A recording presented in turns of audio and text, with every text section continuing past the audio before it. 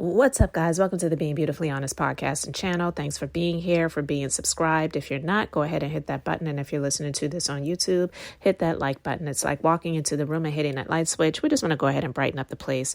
Let's get into this conversation / politics and BS. I was going to talk about this probably a couple of weeks ago, and I just didn't get around to talking about it. I saw these stories about Clarence Thomas. I've been seeing them for some time now. And politics in this nation is just extremely sickening. It is so much going on. I don't spend a whole lot of time talking about it, but I'm definitely keeping my ear to things that are going on. And I'm just going to say, for those of you who say you're not political, because I say that as well, I don't live a political life, but you definitely need to be involved. I believe, in my personal opinion, that voting should be required. Like some other countries, you're required to vote. For those who say it doesn't make a difference, it does, but they broadcast things in a way to make it seem like it doesn't make a difference, or they do things to make it seem like, well, you really don't have any rights, so why even bother? But I feel I'm of the mindset that if it wasn't important, then why would they do so many things to try to stop people from voting? You know, changing the rules. You know, if you're in college, you can't vote in this town, or you can't vote on these days. They're closing down polling places. They're changing the voting lines in the districts and just changing rules up. And you got to do this and you got to do that in order to vote. If it wasn't important, then why would they try to stop people from voting, right? So I just feel that people should really do their part. It's like, just vote. And I'm not even here to tell people who to vote for, which party to vote for, but I know for a certainty that so many things are different today than they were, I would say, 20 years ago, but definitely things are a whole lot different now, because I just believe a lot of people are angry, and they are facilitating their anger and frustrations in ways that is absolutely insane for the sake of someone being in office. It's like, do you want a president or do you want a king? I personally don't want to live in Russia. I don't want to live in North Korea. I don't want to live in China. I don't want to live in a communist country or a dictatorship. And I feel that that's the way some people are going. And it's, in my personal opinion, it's scary. So anyway, I saw this story about Supreme Court Justice Clarence Thomas, who is just trash. And it's so ironic. The world is so small. Actually, one of my clients is a friend of Anita Hill. And I just was having a conversation with her about him. And I told her, I said, I was young when all of that stuff was going on, when he was going to be confirmed to the Supreme Court and they were having those hearings about him. I said, I believed every word Anita Hill said about him. And she said, you know what? I know Anita Hill. She's actually one of my good friends. And everything that she said about Clarence Thomas is true.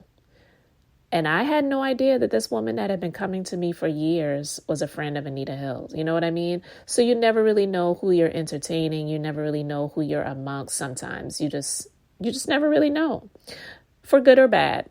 But anyway, I want to play this story, and I may interject here and there because it's not very long, but it's about Clarence Thomas and the ethics scandal about all of the gifts and all of the money and different favors that he is getting from billionaires.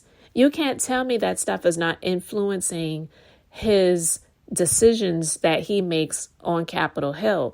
And it's so disgusting for someone that looks like him and that has benefited from affirmative action. He wouldn't be where he was if it wasn't for affirmative action. Let's just be clear. But he's one of those, I'm going to just use this word, say what you want, but he's one of those niggas who wants to be the only nigga in the room. They don't want anyone else that looks like them to be able to benefit. So he wants to get in the room and he wants to shut the door behind him. In my personal opinion, Tim Scott is another one, and he's from my state of South Carolina. I can't stand him either. And it's not about politics. It's just about the fact that these people that look like them deny things that are real. Deny things that are real. You know, and I spoke with one of my clients about Tim Scott before, too, who actually is Caucasian, because she was telling me how she liked Tim Scott. And she's someone that I know I can speak to. I don't talk to everyone about politics. But I said, you know what? I don't like Tim Scott, and I'll tell you why.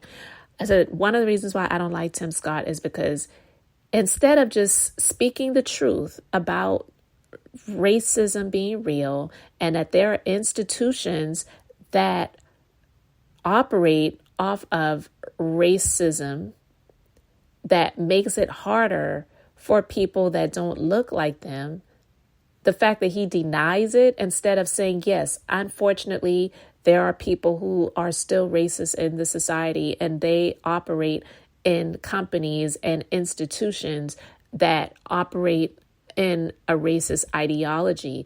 I want to work to dissolve those things from being something that exists so that everyone has a fair shake, so that people can get to the point where they can say that they pull themselves up by their own bootstraps or whatever, because that's just not a real thing.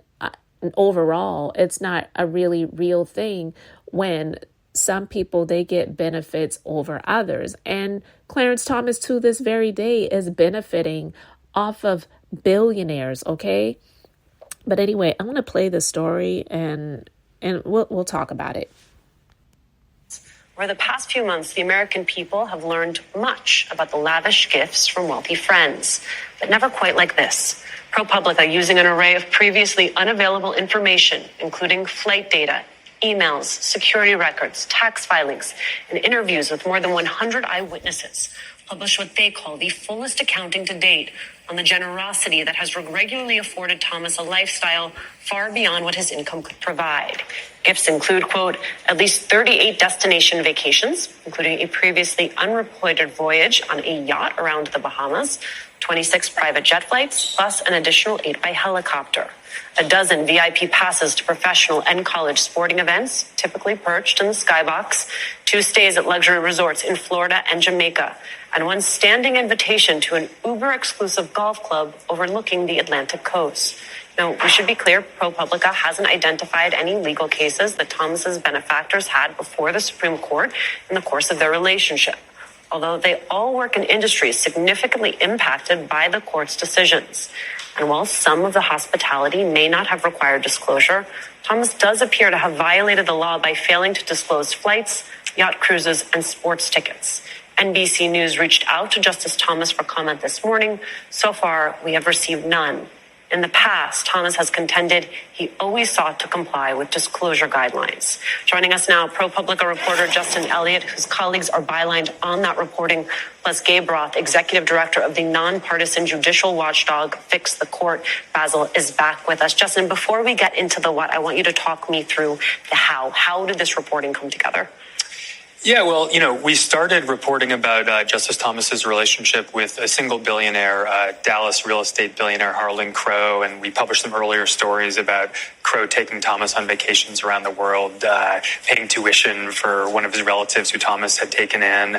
And then we started to hear that Crowe wasn't alone, and that actually there was a whole set of wealthy businessmen who, for reasons that are still not entirely clear, have taken it upon themselves to essentially subsidize the private life, the leisure time of this sitting Supreme Court justice. And I think the really striking thing to us was just the regularity of this. I mean, just frequently over 20, 30 years when Justice Thomas has leisure time, we find him on a private jet going to the Bahamas for a cruise with one of these businessmen, or to Jackson Hole around the world, Indonesia, all apparently for free, which is extremely unusual, if not unprecedented, for a public official. And these more than 100 eyewitnesses, how do you find those people? What is the conversation you're having with them?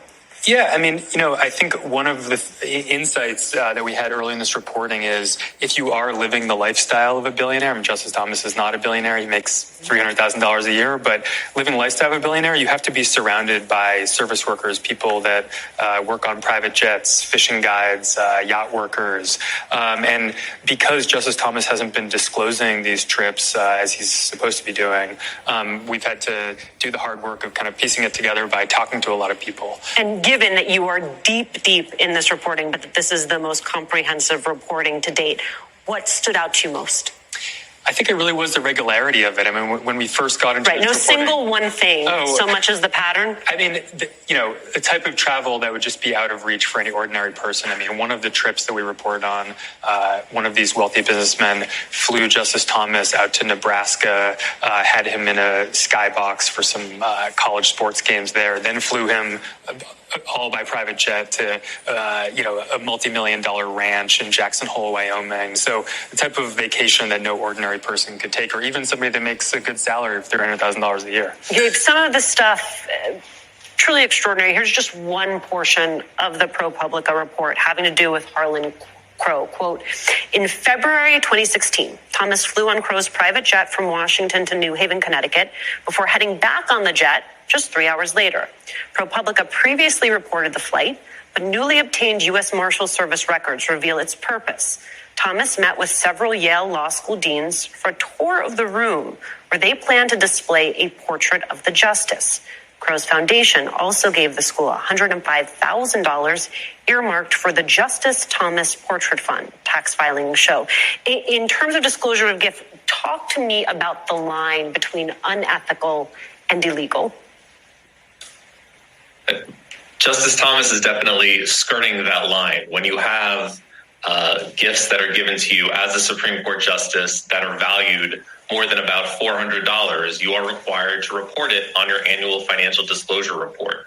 And something like a portrait, that's a little tough because it's not Justice Thomas receiving the portrait, it's Yale Law School. That being said, a private plane flight does not count as personal hospitality, right? There's a personal hospitality exemption in the federal reporting law that says that you don't have to report meals, lodging, and entertainment. But a private plane is none of those things. So his flight to Yale, his flight to New Haven, there and back to D.C. in the day needed to be reported on his 2016 disclosure, and it was not, and that is a violation of law. He can amend the disclosure, but I think the smarter tactic would be to continue to press this with the Committee on Financial Disclosure, the judiciary, who then could press the Justice Department to do a more full-throated investigation into what other laws Justice Thomas might have broken here. All right, that story goes on a little bit more, but just to hear those things, it just pisses me off because, listen, I'm not here to say that he's the only one. I actually think the majority of those Supreme Court justices, if you will, are benefiting from things, gifts, money, travel, all of that good stuff. Even though they make a good salary, like they said, he makes $300,000 a year. And that's a really great salary for some people who do a whole lot more work. It's not a really great salary, but for him, because it's not like the Supreme Court justices are even working all the time, right? That's a really, really great salary. But like they're saying, for the type of lifestyle that he's living and the travel, the private jets and sitting in the skybox and all that other stuff that he's benefiting from, it's not on his salary that he could be able to live that type of lifestyle. So you can't tell me that these billionaires are doing this stuff because he's just a likable guy. Like, do you see him? Nothing looks likable about him. And yeah, they say don't judge a book by its cover, but that cover is absolutely atrocious. There's nothing likable about him. And the billionaires that he's hanging out with, I'm quite sure 0 of them are African American. And he's married to a Caucasian woman that they probably are like, keep her.